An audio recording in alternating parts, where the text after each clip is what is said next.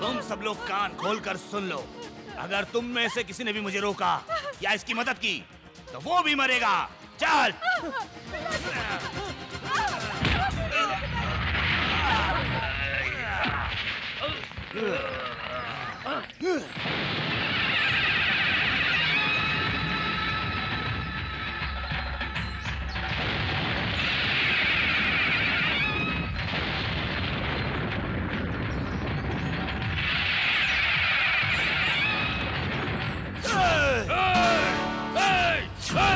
आनंद भूपति, आनंद भूपति सिंह, मैंने जिन बच्चों को आशीर्वाद दिया है उनकी रक्षा करना भी मेरा धर्म है। उनकी जान लेने के लिए ऊपर से भगवान ही क्यों ना जाए, उसे भी रोकने की हिम्मत रखता है ये आनंद भूपति सिंह। या तो फिर आजा।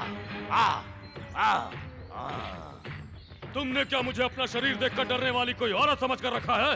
शेर के परिवार में पैदा हुआ मर्द, खून की होली तलवार से खेलता आया हूँ। तू मेरा क्या बिगाड़ लेगा रे? बिना कुल के राजा बना बैठा है, तेरी हैसियत ही क्या है? मेरी हैसियत? तू बता, तेरी हैसियत क्या है? किसने रचा इस सृष्टि को?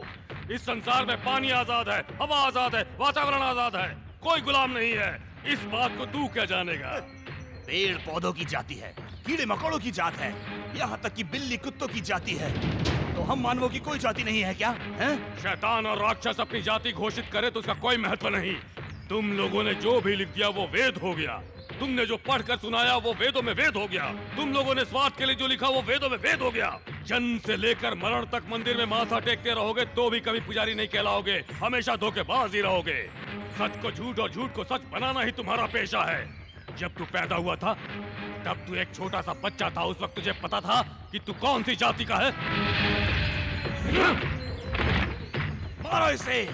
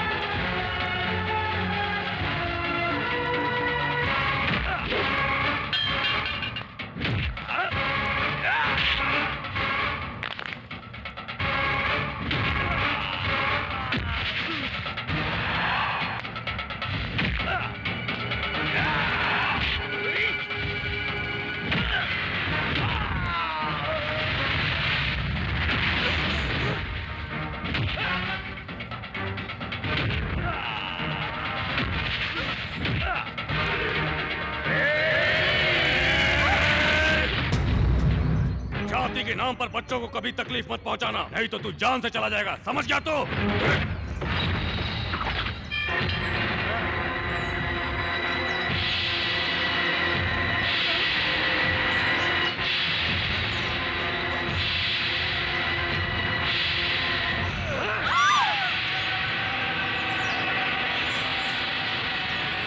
शास्त्री, इज्जत के साथ सबको लेकर यहाँ से लौट जाओ, नहीं तो इसी आग में जला डालूंगा।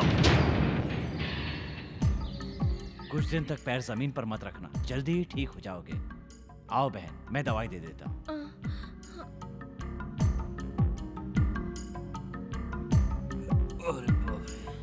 जलन हो रही है क्या भाई? जलन वहां नहीं हो रही है, यहाँ है। मेरी मर्जी के खिलाफ उसने मेरी लड़की की शादी कराकर मुझे हर पल जलने के लिए छोड़ दिया। सारा गांव तमाशा देख रहा है, उसे भी जीने का कोई हक नहीं। वो आपके बस में नहीं है भाई। मैं उससे कम हूँ क्या? हाँ, जागीर में, धन दौलत में, मर्दानगी में, बोल बोल किस चीज में कम हूँ? इन सब में आप उसके बराबर हैं भाई, लेकिन उसके पास नीति, न्याय और धर्म की ताकत है। दुर्गा माता का आशीर्वाद भी उसके साथ है, जो आपके साथ नहीं है। आप ही नहीं, उसका कोई कुछ भी नहीं बिगाड़ सकता, चाहे वो कोई भी हो। कहने वाला कुछ भी नहीं करता, करने वाला कभी कहता नहीं, कर गुजरता है। हर कार्तिक पूर्णिमा के दिन माता के मंदिर में वो स्वयं घुंघरू बांधकर नाचकर माता को प्रसन्न करता है। उस दिन अगर कोई उससे कुछ मांगे तो वो देता भी है। आने वाले सोमवार को कार्तिक पूर्णिमा है। बस।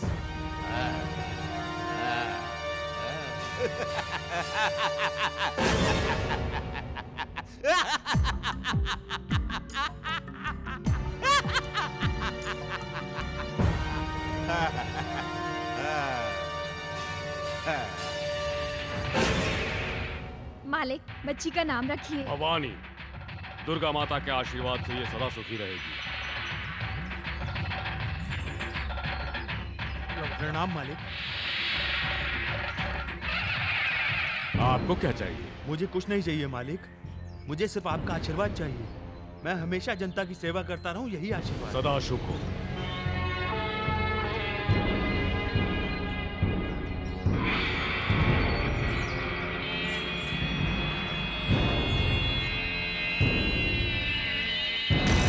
नमस्ते आनंद भूपति सिंह जी। आज के दिन कार्तिक पूर्णिमा है। ये तो सारा जग जानता है। आज के दिन आपसे जो कोई भी कुछ भी मांगता है तो आप उसे देते हैं, इसलिए आपसे कुछ मांगता तुझे देने वाला मैं कौन हूँ? सारे जग को जो देती आई हैं वो जगत माता है। मांगो। दी हुई जुबान और किया हुआ दान मैं कभी भी वापस नहीं लेता हूँ। जो मर्जी में आए मांगो, मिल जाएगा। तो फिर इन दोनों को अपनी जुबान के मुताबिक मेरे हवाले कर दो। ये तो मैं पहले से ही जानता था कि तुम इन दोनों को ही मुझसे मांगोगे। तुम्हारी बेटी और दामाद को जीवन भर सुखी रहने का आशीर्वाद दे चुका है ये भूपति सिंह। उन दोनों को छोड़कर अगर तुम मेरी जान भी मांगोगे तो मैं खुशी से दे दूंगा तुम्हें। मैं जुबान देता हूँ। जुबान दी है, जुबान हारोगे तो नहीं। मैं जुबान हार गया तो समझना कि मैं अपने कुल का नहीं हूँ। तो फिर मुझे तुम्हारा सिर चाहिए।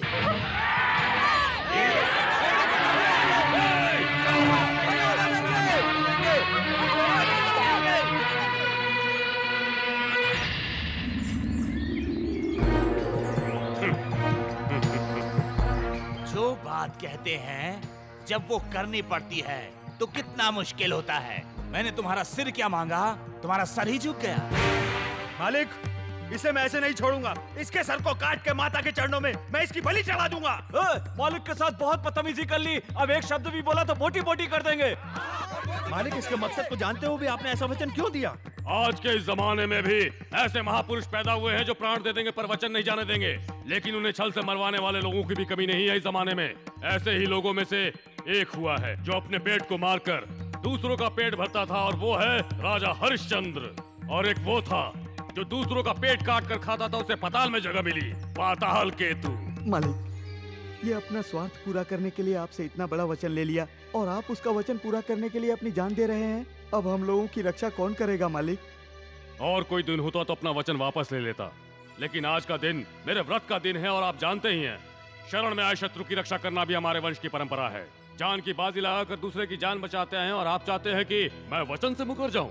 फिर तो मेरे लिए जीते जी मरने के बराबर होगा मुनीम जी। पिताजी, मैं आपको मरने नहीं दूंगा पिताजी। बेटा शिवराम, अगर कोई भी इंसान हमारे सामने आकर कुछ भी बोलता है तो उसे छोटा समझकर उसका तिरस्कार कभी मत करो। हमारी परंपरा है कि अपनी जान की बाजी लगाकर भी हम अपना वचन निभाते आए हैं। इस बात को कभी मत भूलना तुम। हाँ पिताजी। बेटा, तुम्हारी माँ इस संसार में अब नहीं है। अपनी आंखों में कभी भी आंसू मत लाना। अपने भाई बहनों के लिए तुम सिर्फ बड़े भाई नहीं हो, अब उनके माँ बाप भी हो।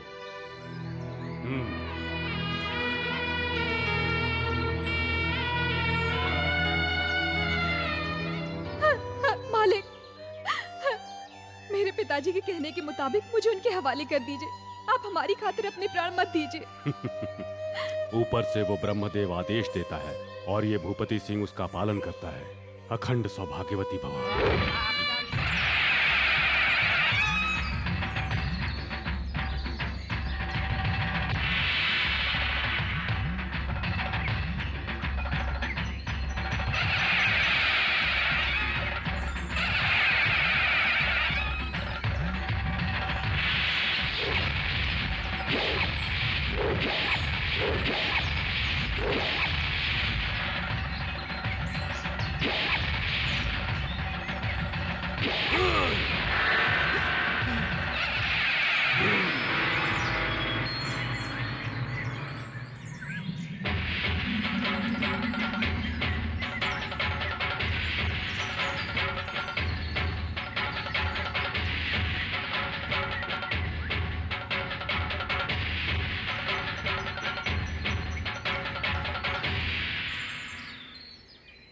माता रानी की आरती वंदना के बाद मैं तुझे दिया हुआ वचन पूरा करूंगा।